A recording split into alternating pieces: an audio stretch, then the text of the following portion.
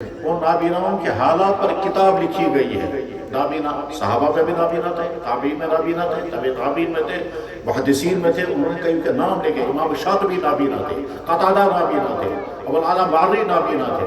غرض ہے کہ نابیناؤں کے پوری ان نابیناؤں پر کتاب لکھی گئی ہے۔ کتاب کا نام انہوں نے بتایا اور مصنف کا نام بتایا، اس کی تصحیح کرنا ضروری ہے۔ کتاب کا نام ہے نابینا علماء، لکھنے والے کا نام ہے نواب حبیب الرحمن شیروانی، مولانا حبیب احمد نہیں، نواب حبیب الرحمن شیروانی۔ یہ علی گڑھ کے رہنے والے تھے اور عالم علماء میں سے تھے اور بڑے نواب تھے۔ انہوں نے کتاب لکھی ہے نابینا علماء۔ ہمارے یہاں بھی کتاب موجود ہوگی کہیں نہ کہیں، نابینا علماء، لکھنے والے کا نام ہے نواب حبیب الرحمن خان شیروانی۔ ان کے سبا صاحب جاتے تھے مولانا عبید الرحمن شیروانی، وہ دارالعلوم دیوبند میں مجلس شورا کے رکن تھے، اور یہ وہی شیروانی خاندان ہے جس شیروانی خاندان کے حضرت مولانا مسیح اللہ خان صاحب نور اللہ وبرکاتہ سے، یہ وہی شیروانی خاندان۔ بہرحال میرے بھائیوں،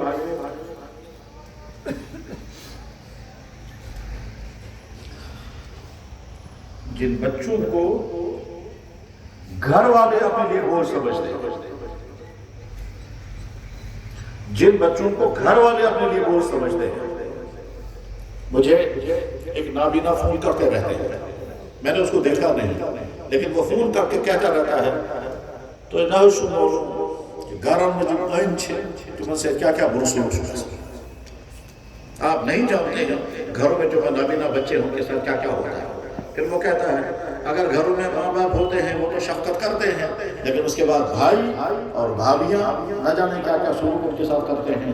اور اسی میں اس نے ایک دردناک واقعہ سنایا، کہنا کہ ایک گھر میں ایک یتیم بچہ ہے، اس یتیم بچہ نے تو بالغ کیا، اس کی بھابی بھائی کاکری وہ گزروں پر موجز گزرے بھائی کاکری پانی گرم پانی میں نمک ملا کر کے، گرم پانی میں نمک ملا کر پھر اس کو کہتا ہے لے چائے پی،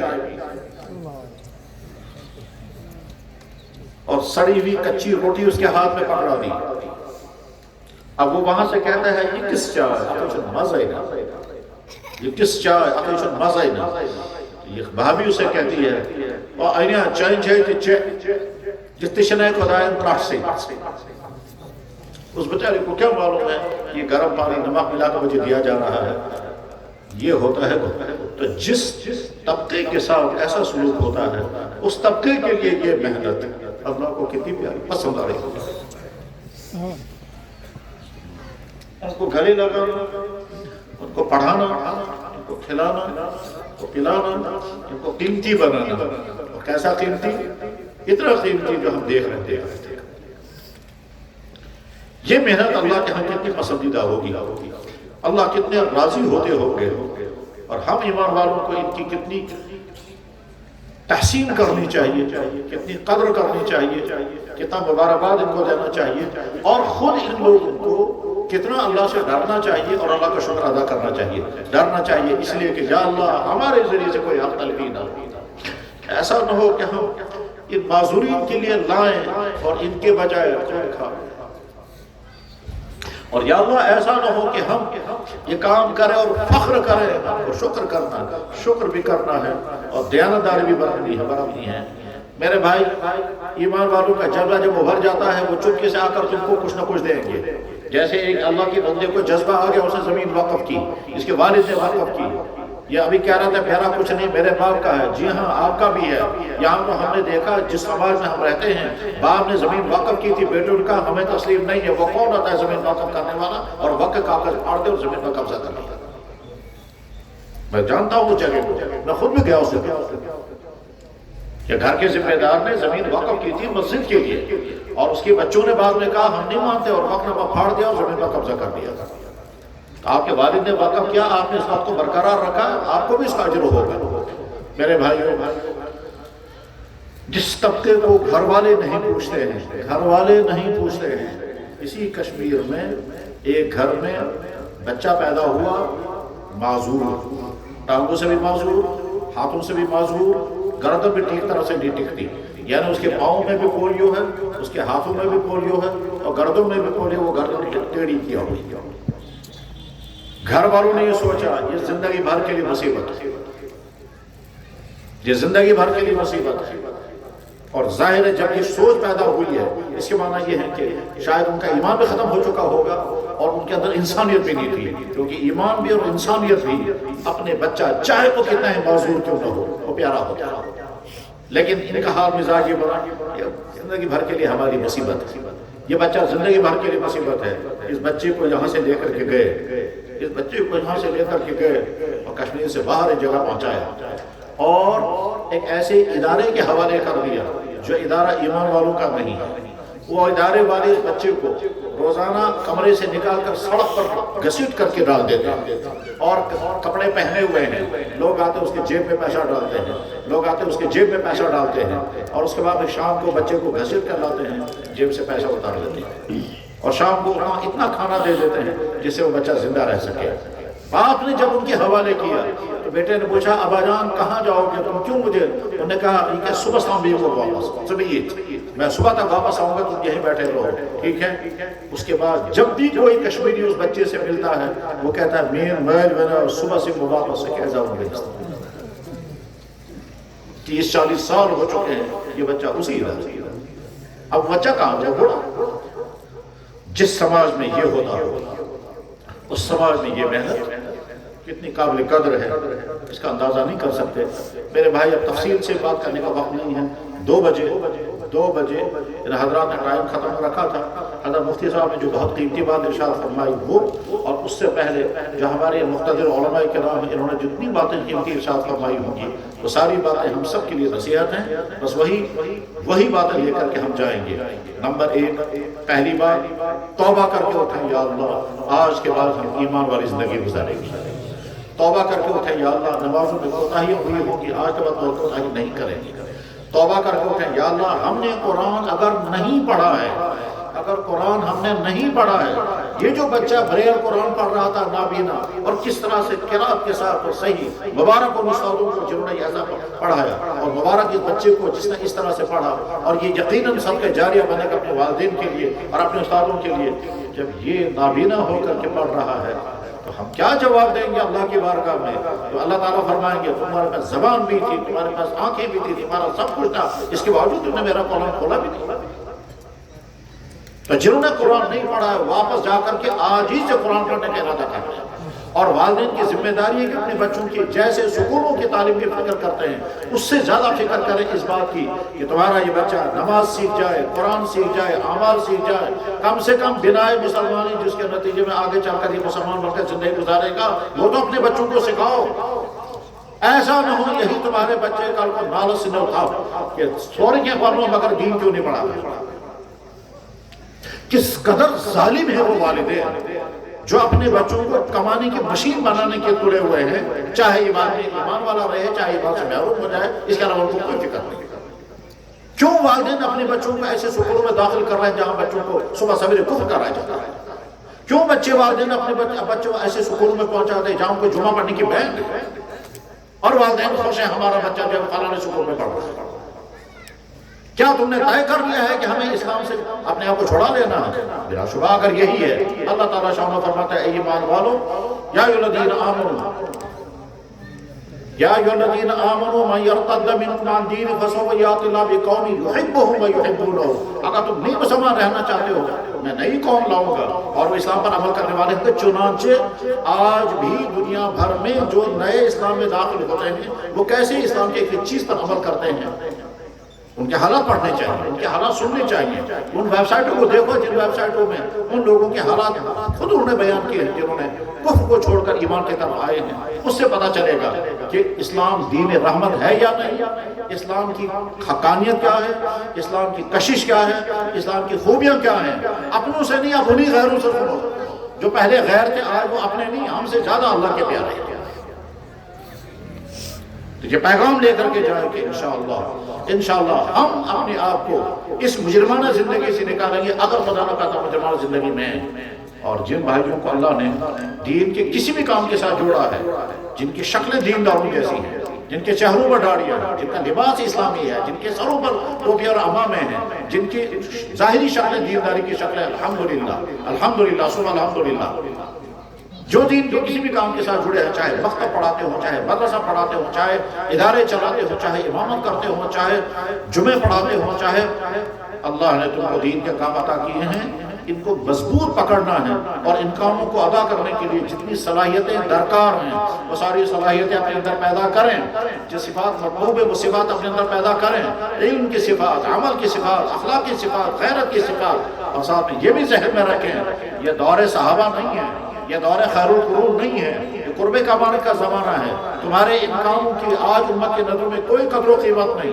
ایسا ہو سکتا ہے تم امامت کرو گے اور لوگ کہیں گے کہ وہ اس نوکر، ایسا ہو سکتا ہے تم اپنے بچوں کو بلا معاوضہ کے پڑھاؤ گے، تم کو وہ 10 روپے معاوضہ دینے کے لیے تیار نہیں ہوں گے، یہی بات اپنے بچے کو ٹیوشن پڑھائے گا تو ہزاروں دینے کے لیے تیار ہوگا مگر تم کو نہیں دیتا۔ اس وقت امت کی حالت یہی ہے، ایک انسان صبح سے شام تک ہزاروں خرچ کرے گا ریچارج پر، مسجد کے امام صاحب کے لیے 10 روپے دینے کو تیار نہیں ہے۔ کل ہی مجھے امام صاحب فون کر رہے تھے، جناب میں نے مسجد چھوڑ دی اس لیے کہ انہوں نے 1 سال کی تنخواہ مجھے دی نہیں۔ پھر بچے والوں سے میں نے کہا، انہوں نے کہا اشو ضرورت ہی بشیر مس کیا دبن ہے، جب صاحب کبھی کوئی آتا ہے کبھی جماعتیں کبھی بھی ہوتی ہیں، اس دور میں آپ زندگی گزار رہے ہیں، آپ امید مت رکھیں کہ آپ کو امت کی طرف سے اپریشیٹ ملے گا، تحسین ملے گی، قدر کریں گے تو قدر کرنے والے ہوں گے، اور اگر نہیں تو اپنے کاموں کے ساتھ جڑے رہیں۔ ہمارے ذریعے سے مسجدیں آباد، ہمارے ذریعے سے مکتب آباد، ہمارے ذریعے سے مدرسے آباد، ہمارے ذریعے سے لوگوں کے جنازے، ہمارے ذریعے سے لوگوں کے نکاح، ہم ہی لوگوں کے دینی مسائل حل کریں گے، اور امت کے اندر آنے والے فتنوں اور خرابیوں کا دفاع ہمیں ہی کرنا ہے۔ یہی ہمارا مشن ہے، بلکہ یوں کہیں گے یا اللہ ہمارا جینا ہمارا مرنا آپ کے دین کے لیے ہے، جتنا ہم سے ہو سکے گا کریں گے، اور کوئی ایسی غلطی نہیں ہونی چاہیے کہ اللہ تعالیٰ دین کا کام چھین دے، امامت چھین کر سڑک پر پہنچا دے گا، مکتب کی تعلیم ہٹا کر کے پھر مزدوری کرا دے گا۔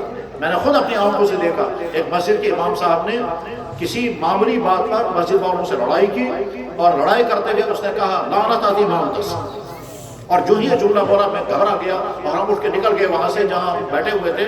چند دنوں بعد میں نے اس کو دیکھا بٹمالو کے اڈے میں وہ کیلے بیچ رہا تھا، اور صبح سے شام تک کہتا تھا داہ ربی درجہ داہ ربی درجہ۔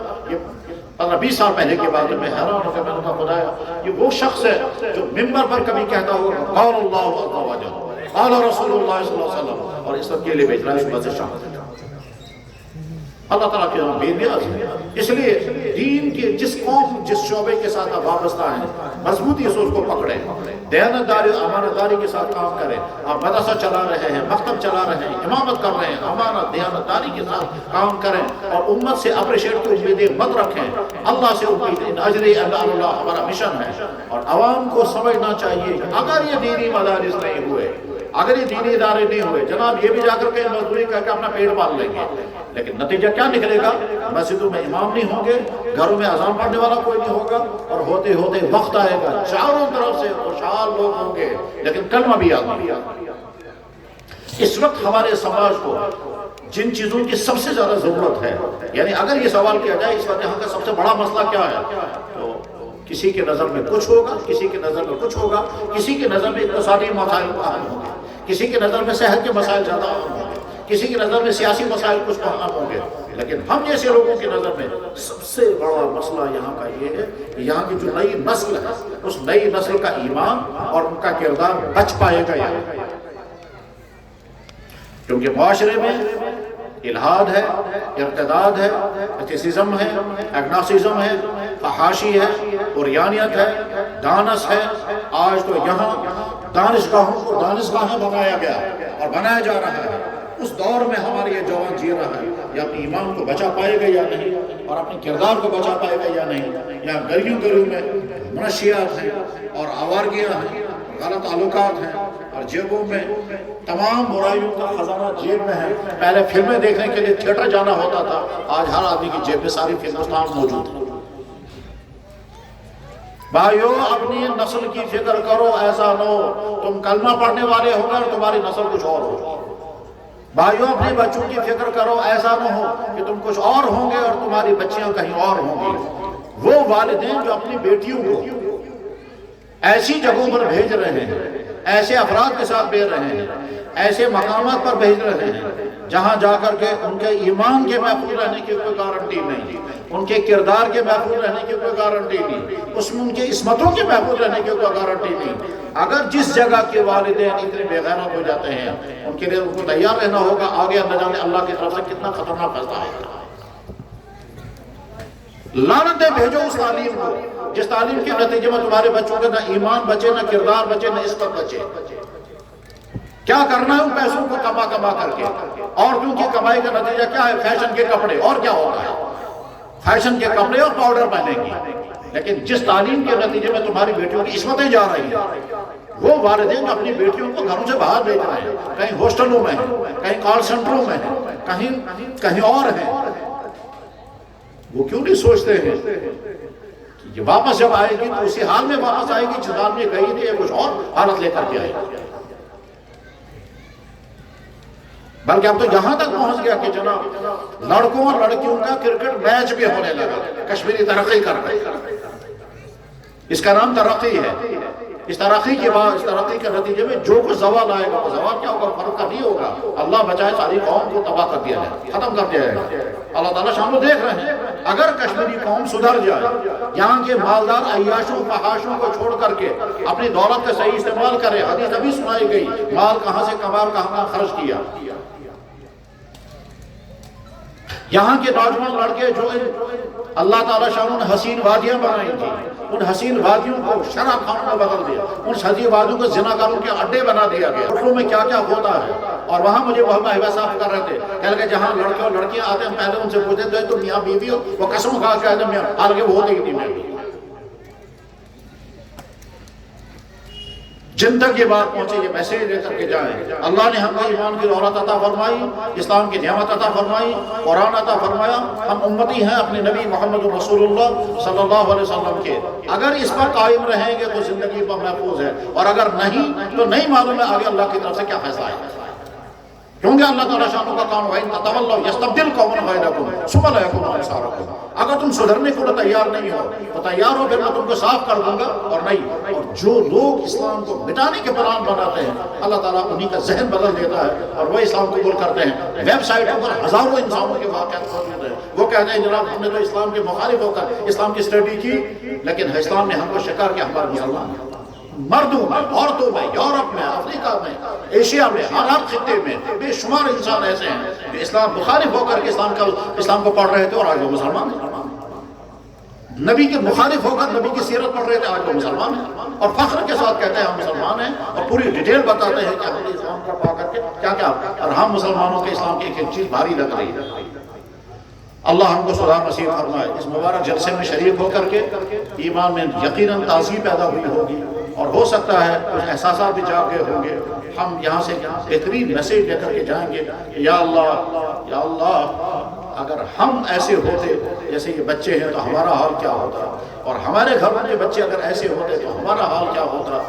ڈر لگتا ہے یہ جملے بولتے بولتے کہیں ان بھائیوں کی، ان بچوں کی حوصلہ شکنی نہ ہو جائے، مگر ان کے لیے بشارتیں اللہ اور اللہ کے نبی نے بیان فرمائی، تو ان کے لیے تو بشارتیں کافی ہیں، مگر ہمارے لیے بھی عبرتیں ہیں، ہمارے لیے نصیحتیں ہیں کہ اگر ہم ایسے ہوتے تو کیا ہوتا، اگر یہ نگاہیں نہ ہوتی تو کیا ہوتا، اگر یہ سننے والے کان نہ ہوتے تو کیا ہوتا۔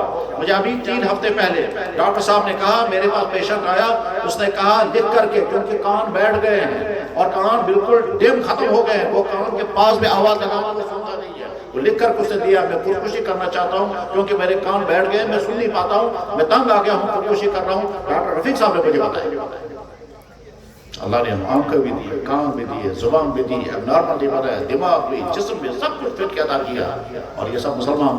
اور آخری بات یہ ہے کہ یہ سارا جسم جیسے اللہ کی نعمت ہے ویسے ہی اللہ کی طرف سے ریکارڈر بھی ہے، اور یہ سارا ریکارڈ ہے کہ ہم اس جسم کا استعمال کہاں کہاں کے لیے کر رہے ہیں، سارا جسم ریکارڈ کرتا ہے، اور قیامت کے لیے جسم گواہی دے گا۔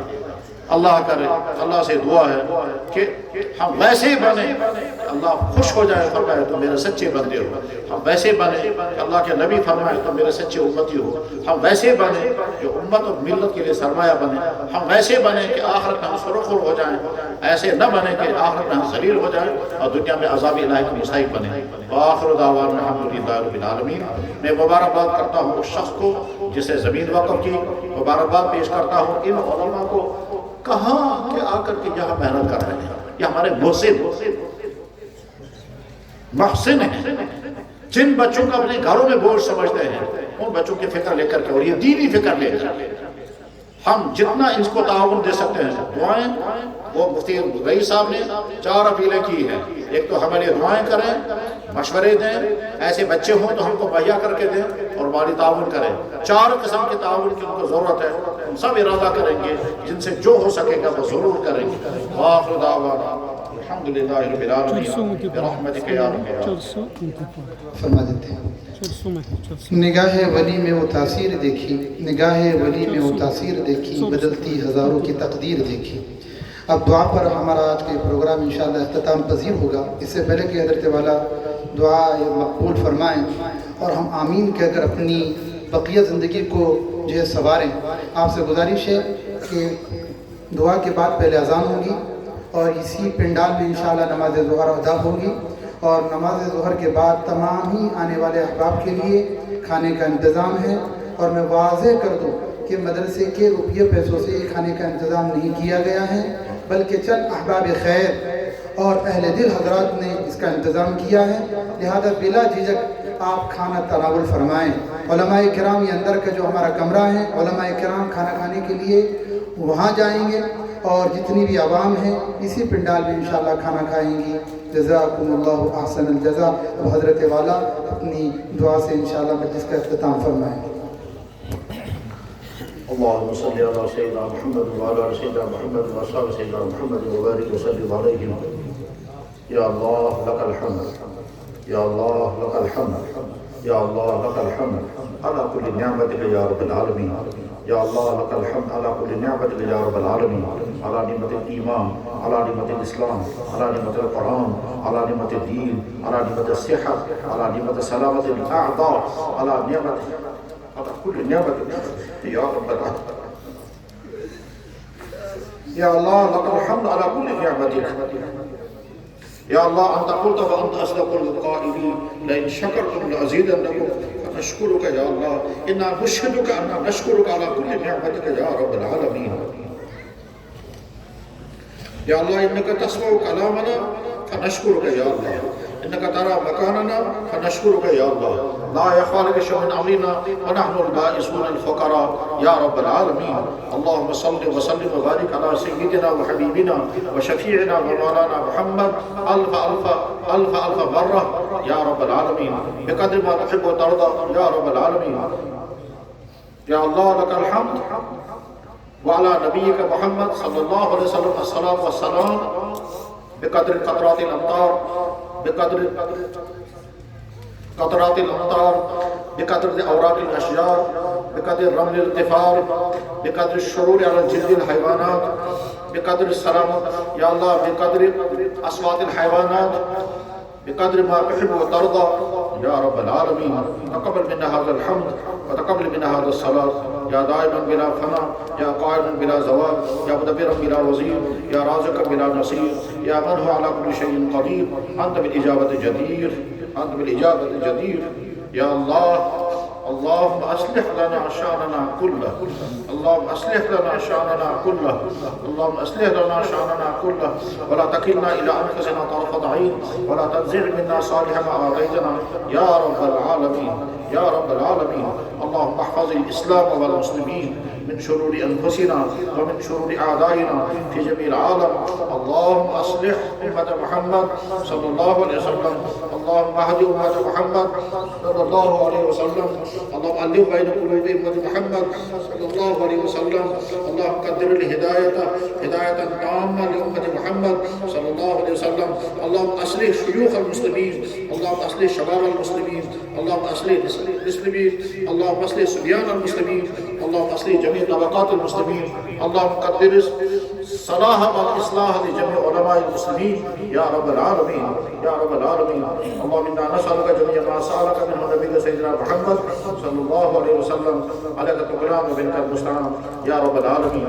يا الله یا اللہ صبح سے اب تک جو سنا اور جو دیکھا یا اللہ اس کو ہمارے لیے دنیا اور آخرت میں ہدایت پانے کا ذریعہ بنا اور کامیاب زندگی گزارنے کا ذریعہ بنا یا اللہ آپ کے حبیب صلی اللہ علیہ وسلم نے زندگی میں جتنی دعائیں مانگی ہم ان کے حقدار تو نہیں ہیں، ہم تو نہیں کہہ سکتے وہ دعائیں ہمارے حق میں قبول فرما، اس لیے کہ اگر ہم کہیں گے ہو سکتا ہے آپ کی طرف سے جواب آئے گا، تمہیں میرے نبی سے تعلق کتنا ہے، ان کی دعائیں تم اپنے حق میں قبول کرانا چاہتے ہو یا اللہ، لیکن ہمارے پاس کوئی راستہ بھی نہیں ہے ان کی وہ ساری دعائیں یا اللہ انہوں نے تو خود ہی فرمایا تھا جب صحابی نے پوچھا یا رسول اللہ آپ کوئی خاص دعا سکھا دیجئے، آپ نے فرمایا ابو امامہ جب دعا کرو گے تو یہ کہنا اللہ نسألک جميع ما سألک منہ نبی سیدنا محمد، یا اللہ ان کی تمام دعائیں ایک ایک ایمان والے کے حق میں قبول فرما دیں یا اللہ جن کے ذریعے سے اسلام ہم تک پہنچا اور وہ سب سے پہلے آپ کے مقدس مطہر محبوب نبی اور ہم سب کے آقا و سردار ان کے ذات اقدس کے صحابہ تابعین خطب تابعین فقہا محدثین اولیاء کرام مشائخ اسلام کشمیر میں اسلام لانے والے بزرگان دین ہمارے والدین ہمارے اساتذہ تمام کو درجات و درجات جزائے خیر عطا فرما دیجیے یا اللہ اسی اسلام قائم رہنے کا عہد کرتے آپ توفیق عطا فرما اسی اسلام پر ہم قائم رہیں گے یا اگر اللہ میں نفس اور شیطان اور ماحول اور نہ جانے کون کون کہاں کہاں کیا کیا پلان بنا رہے ہوں گے کہ اسلام ختم ہو جانا چاہیے یا اللہ اس اسلام کی بھی حفاظت، اسلامی اداروں کی بھی حفاظت، اسلامی شاعر کی بھی حفاظت، اسلامی مراکز کی بھی حفاظت، اسلامی شخصیات و رجال اسلام کی بھی حفاظت سبھی پیدا فرما آج تک حفاظت فرمائی بے شمار مصیبتوں دشمنیوں سے آئندہ بھی حفاظت فرمانا جن کی جو تمنائیں وہ تمنائیں پوری کر دے، جن کے جو مسائل ہیں وہ مسائل حل کر دے، جن کے جو خواب ہیں وہ خواب پورے کر دے یا اکرم الاکرمین ہم سب کی طرف سے بے شمار درود سلام آپ کے نبی کے بارگاہ میں یا اللہ ان کے ساری دعائیں ہم سب کے حق میں قبول فرما سبحان ربک رب العزة عما یصفون سلام علی المرسلین الحمد للہ رب العالمین سبحان ربک رب العزة عما یصفون